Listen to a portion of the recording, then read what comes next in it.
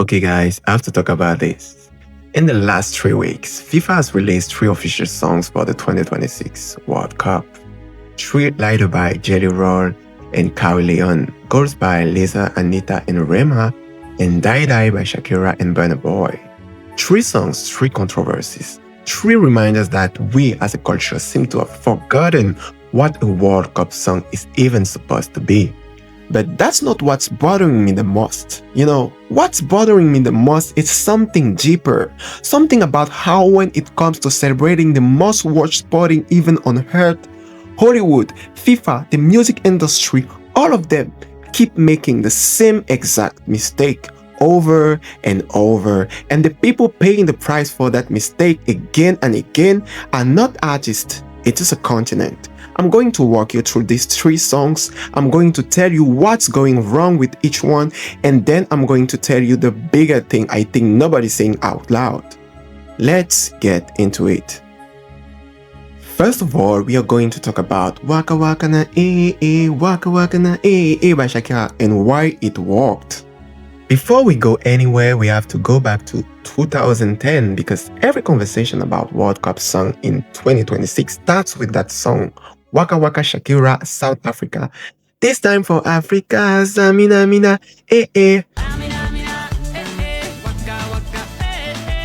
And here's the thing I want to be honest about right at the start. Even in 2010, that song was controversial. South Africans were generally upset that the FIFA chose a Colombian woman to perform the official song of an African World Cup.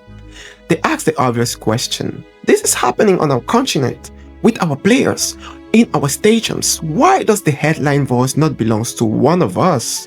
And there's an even darker layer to that story.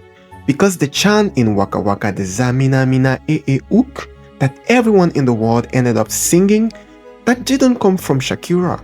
That came from a Cameroonian song called Sangarewa, originally performed by a band called Golden Sound in the 1980s.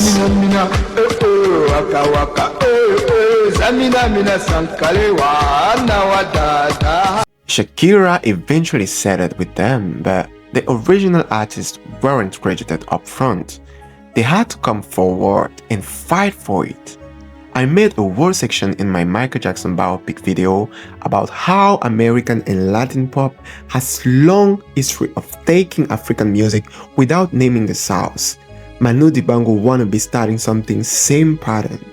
So even Waka Waka, the song most people remember as a beautiful celebration, has this complicated relationship with Africa from the very beginning. It performed Africa. It didn't always honor Africa. But here's what Waka Waka did right. Despite all of that, the song was about something bigger than the people singing it. The lyrics were about resilience, about getting up, about continent's moment on the world stage. The energy of it was generous. Honestly, I loved it. It wasn't perfect, but it was trying to lift something up. In 2026, I'm not even sure we are trying anymore. Let me show you what I mean. Start with Goals, released May 21, 2026. Lisa from Blackpink, Anitta, and Rema. On paper, this is a dream, this is their dream. 3 girl superstars from 3 different regions, K-pop, Latin pop, Afrobeats, the exact kind of multicultural lineup that should make for powerful World Cup anthem. What did they sing about? They sang about their bodies. Yes, their bodies. I'm not exaggerating. The chorus of Goals, the official song of the FIFA World Cup 2026, include lines about body goals, about being fit, about friends, about the whip. Lisa's verse, the part that's gone viral on Twitter, has her singing about how good she looks. Sticking her tongue out, posing. The internet did not let it slide. One viral tweet that got tens of thousands of likes said, quote, "Imagine making a World Cup song about yourself. Embarrassing." Another one that hit hard said, "There was a time where World Cup songs used to be about togetherness." And the most precise one, the one that made me stop and reread it 3 times, said, a World Cup song is supposed to be about people from different cultures coming together through football. And here, she's singing about looking good and sticking her tongue out. That's the world problem in one sentence. And the thing is, I don't think it's just Liz's fault. The lyrics weren't written by her. They were produced by a circuit who has worked with everyone from The Weeknd to Katy Perry. This is the industry default at this point. For me, it is not a surprise because when you ask a pop machine in 2026 to write an anthem about football and unity, what comes out is a song about looking hot in a club. Like, there's no surprise, like, bro. And let me tell you why, because that's what sells streams, that's what cuts through on TikTok, that's what the algorithm rewards. Unity doesn't go viral, never. Body confidence does. And FIFA, knowing they have an audience of literally 4 billion people, look at this and said, yes, approved, officially released. And that tells you everything about who runs the show now. Now, let's talk about Dai Dai and why I'm going to be honest about this one. Shakira again. Honestly, I love Shakira. I feel like she's really beautiful. She's really gorgeous. She knows how to sing, how to dance. I'm a bigger fan of her. But we have a lot of things to say about her. To jump right in, Shakira and Burna Boy dropped a music video directed by Hannah Lux Davis and shot in Miami. And that is very important for what comes next. Because I have to be honest with you, because this one is the one that actually hurts me. Really. The music video, which most of you have probably seen by now, features Shakira on top of a golden monument in Mexico City, Shakira in glittery outfits in a stadium, Shakira on a glowing globe in space, beautiful shots, Lionel Messi, Mbappe, Haaland, every soccer megastar you can think of. And then, there is the section I want to talk about. Like, about halfway to the video, Shakira is in a desert landscape, wind, dust, a reed, empty, and dancing around her, barefoot, in simple outfits, choreographed to a rhythm, are children. Like African children from an organization called Ghetto Kids Uganda.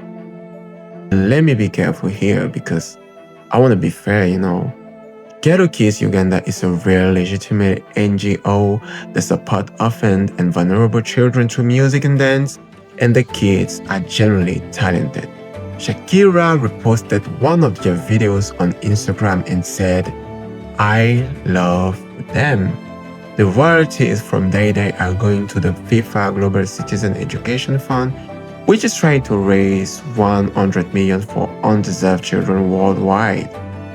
All of that is good. All of that matters. But we have to talk about what we are actually looking at on screen. It is 2026, guys. Africa is a continent with 54 countries. Nairobi has a skyline that rivals most African cities. And I'm not playing with that. I'm honest. Lagos has a music scene exporting Afrobeats globally, which is literally why Burna Boy is on this song. Kigali, Cape Town, Accra, Cairo, these are modern, complex, ambitious places. So you tell me, when the official World Cup song needs visual representation of Africa, why is it always the same image? Why? Like children, dust, desert, bare feet, poverty. Why? Just tell me why. I'm asking that honestly because I want someone to give me a real answer.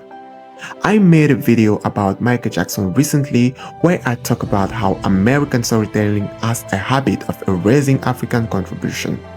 Where Wannabe starting something became Michael's hit, but Manu Dibango, the Cameroonian who created the chant, disappeared from the credit line for decades. And here, this is the inverse of that. It's not erasure, it is over-representation in one specific image.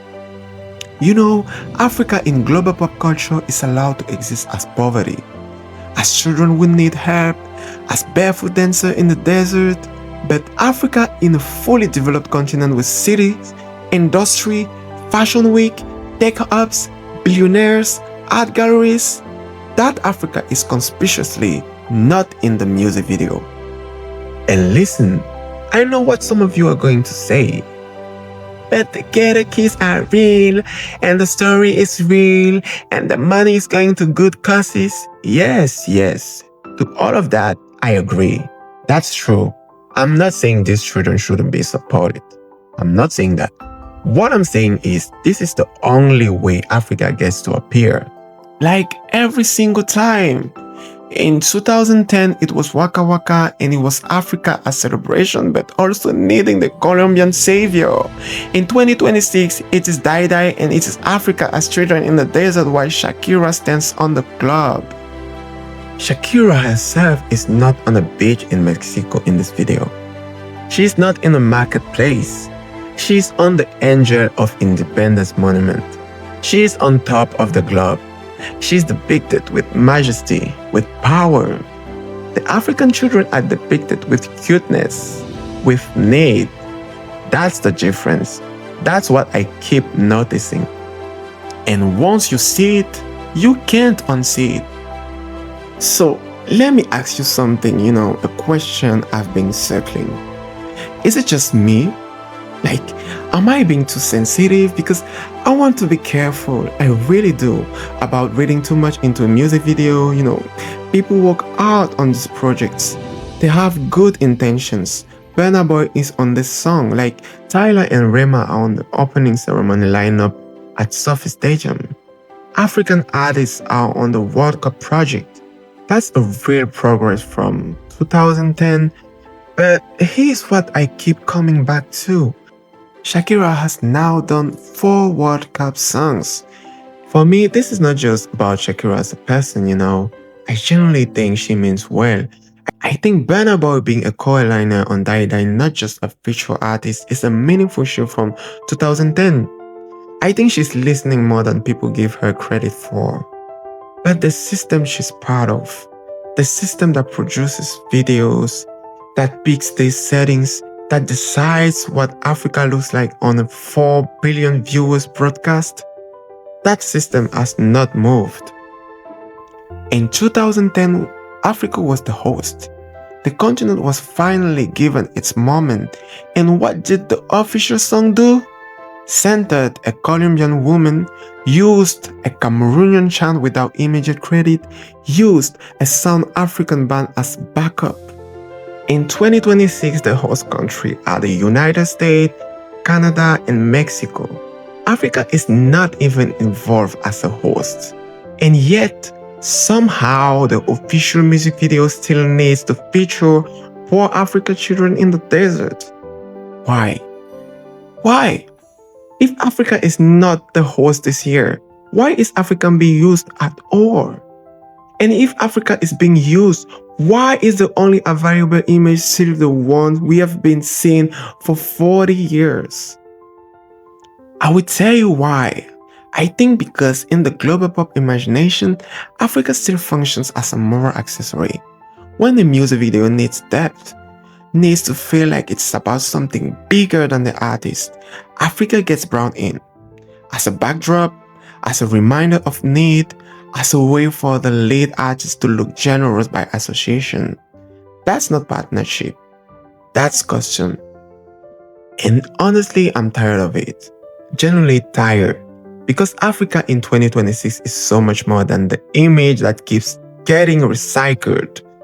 And the artists from Africa, Burna Boy, Tyler, Rema, Wizkid, Thames, Asake, Davido, they are not children in the desert.